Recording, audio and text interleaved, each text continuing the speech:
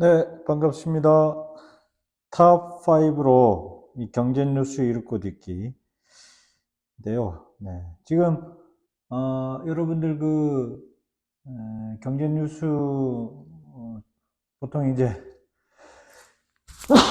전문 용어가 많기 때문에 뭐 어렵다 이런 이제 내용 뭐 생각도 하실 수 있고, 네, 뭐 하여튼 뭐 여러 가지 개인적인 이유들로 읽고는 싶은데 도전을 못 보신 분들을 위한 코너입니다.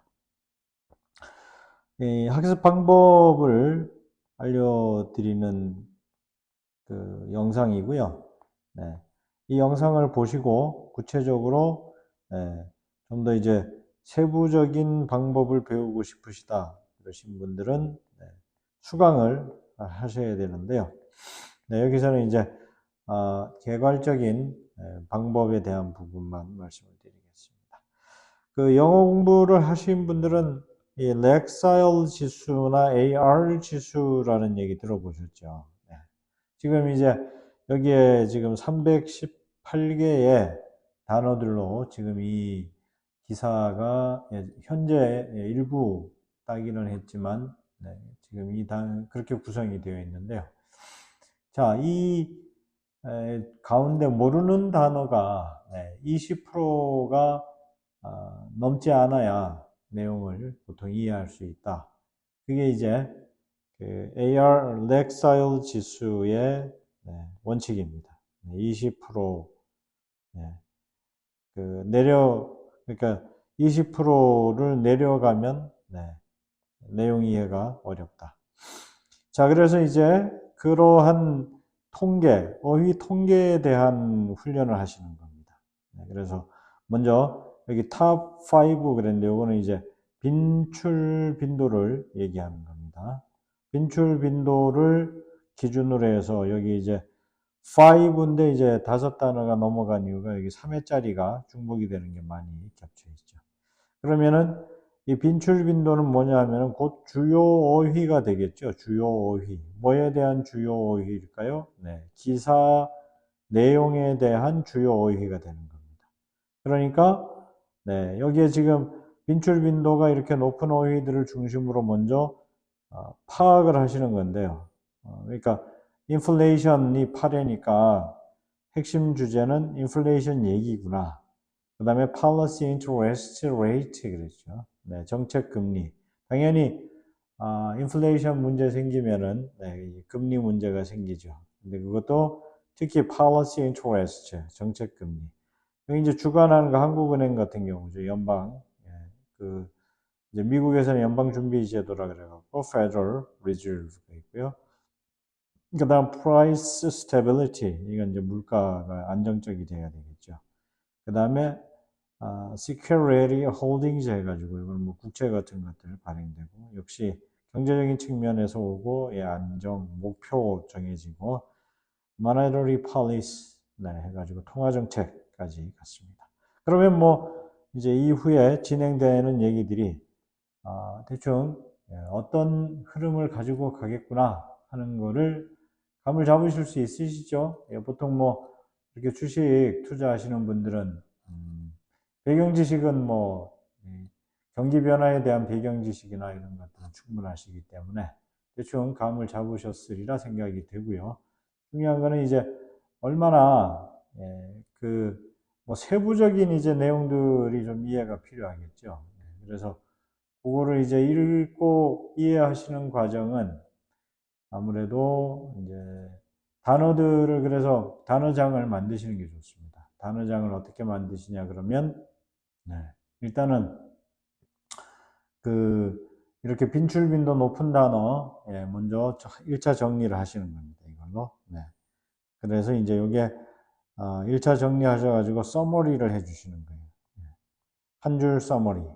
그 다음에 2단계는 이제 모르는 단어들을 다 정리를 하시는 겁니다. 통계를 내보시는 거죠. 아까 말씀드린 렉사일 지수가 몇 프로 정도인지 모르는 단어 모두 정리입니다. 그럼 이제 요거를 모든 기사를 이렇게 습관적으로 한 3개월만 하시면은요 단어가 엄청 많이 정리하는 과정에서 외워지는 걸 경험하실 수 있습니다. 그 다음에 이제 단어 이 가운데 가장 중요한 게 뭐냐면 동사가 이 문법적으로 가장 변수를 많이 가지고 있기 때문에 이 동사표를 또 정리를 하시는 게 중요합니다. 동사표. 네, 그래서 동사표에는 현재, 과거, 과거 분사, 네, 이 세 가지를 적고 그 다음에 뜻을 적고 그래서 이렇게 네 줄 정도로 된 칸을 만들어 가지고 적으시면은 문법에 대한 감각도 훈련하실 수가 있다. 이렇게 해서 자체 단어장을 만드시는 게 좋고요. 자, 내용을 좀 보실까요? 그러면은 무슨 내용인지 보시면은 이렇습니다. My colleagues and I remain squarely focused on our dual mandate to promote maximum employment and stable price for the American people 해서 그 동료들 저와 동료 여기 이제 저는 이분이 누구냐 하면은 그 연방준비제도의 그 파월 제롬 파월 그 이사장입니다. 그래서 파월 선생이 이사장이 이제 그 뭐에 초점을 맞췄나 했더니 그 물가 이제 최대 고용과 maximum employment and stable price를 위해 갖고요. 이건 뭐 미국 국민들이죠. our dual mandate 여기에 이제 이중 목표를 가지고 있다는 거죠. dual mandate 하면 이중 목표를 가지고 초점을 맞추고 있는데 그게 뭐냐 그랬더니 고용과 물가 안정이다 라고 얘기를 했고요. 네, 그 다음에 이어서 보시면 We understand the hardship that high inflation is causing and we remain strongly committed to bringing inflation 계속 나오죠. back down to our 2% goal 해서 그래서 고공행진을 하고 있는 그 인플레이션이 지금 뭐 심각하게 가고 있기 때문에 이제 그 어려움을 뭐 이해를 하겠대요. 이걸 이제 물가가 아무래도 높아지니까. 그래서 인플레이션을 낮추기 위한 노력인데 얼마나 낮추려고 그러냐 그때 2%의 goal을 가지고 있다고 그랬습니다. 이때 goal이라는 단어 여기 앞에서 나올 때는 mandate 그리고 goal 이런 것들 뭐 유사어로 하시면서 그러면 이제 이 물가 안정에 대한 얘기가 price stability is the responsibility of the Federal Reserve 물가 연방 준비제도 책임이기 때문에 without price stability 이거 없이는 economy doesn't work for anyone 누구도 도움을 받을 수가 없어요. 아무에게 도움이 안 된다는 얘기죠. In particular, without price stability, 이제 또 강조하는 거죠. 물가 안정의 중요성. We will not achieve a sustained period of strong labor market conditions that benefit all. 특히 이제 노동시장 상황에 labor market에 어떤 그 상황에 이익을 주는 문제에 있어서 이건 이제 어떤 그 지속될 수가 없다. 지속성을 유지할 수가 없다는데. 그건 이제 아무래도 뭐 물가 안정이 안 되면은 직접적인 타격을 받는 층이 이제 이런 층이라는 얘기고요. Since early last year, the FOMC has significantly tightened the stance of monetary policy에서 그 지난해 초부터요. 지난해 초부터 FOMC에서 그 어떻게 했냐 그랬더니 이 monetary policy 정책에 대한 어떤 입장을 가지고 있었답니다. 그리고 이제 단단히 그 조이는 그런 이제 조정하는 입장을 해왔다는 건데요. We have raised our policy interest rate. 이제 이자 비율이죠. by 5 percentage points and continued to reduce our securities holdings at a brisk pace에서 네. 정책 금리를 5% 포인트 상승시키고 그다음에 이 자산 보유액을 줄이는 빠른 속도로 줄이는 일을 해왔다고 했습니다. In light of how far we've come in tightening policy, the uncertain lags with which monetary policy affects the economy and potential headwinds from credit tightening, and today we decided to leave out our policy interest rate unchanged and continue to reduce our security holdings 해가지고 네. 그래서 그 타이튼하게 정책을 해오기는 해왔는데 in light of how far 그 해오기는 해왔는데 어땠다는 얘기일까요? 그런 조정 정책도 이 통화 정책에 미치는 이 불확실성, uncertain lags with which 이 통화 정책에 미치고 있는 이 불확실성 때문에 어떻게 됐다는 얘기입니까?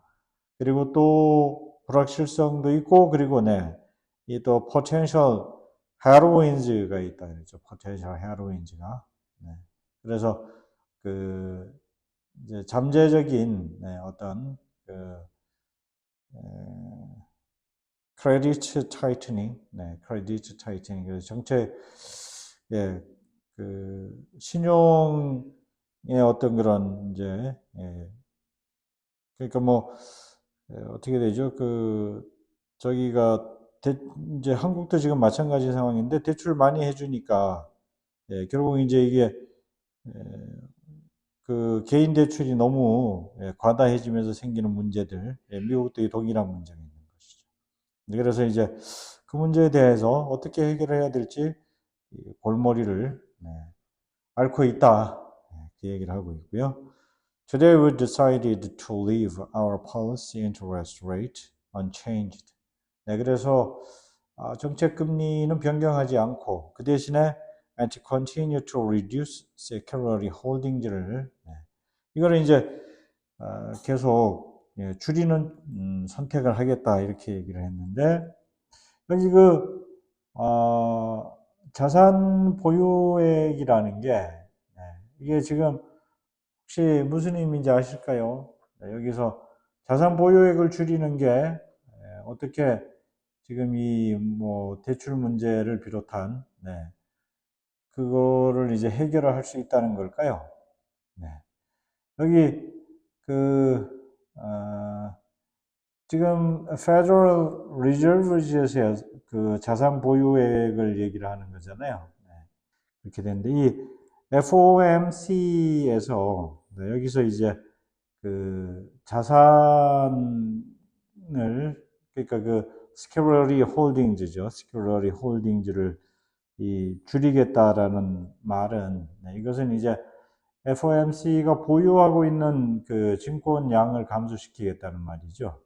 그래서 이제 통화 정책의 하나인 이 양적 완화 정책의 일환으로 이 양적 완화 정책은 이제 중앙은행이 시장에서 증권을 매입하거나 보유량을 늘리는 것을 통해 자금을 공급하고 또 뭐 금리를 낮추는 방식으로 그 경기 부양이나 또는 인플레이션을 조종하는 인플레이션 조정 목적인 거죠.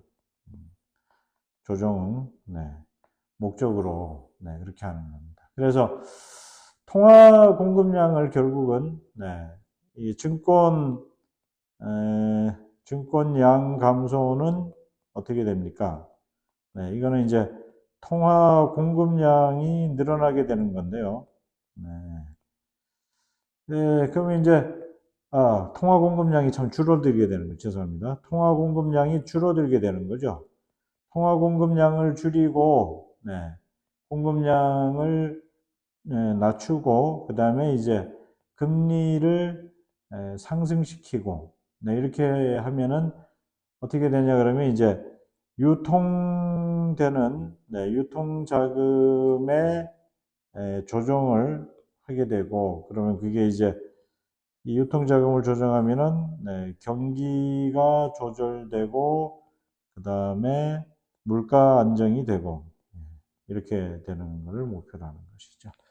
네, 그래서 Security Holdings를 이거를 이제 줄인다는 것, 그것이 지금 오늘 발표 내용의 reduce to our holdings, 이게 이제 이 발표 내용의 핵심이었습니다.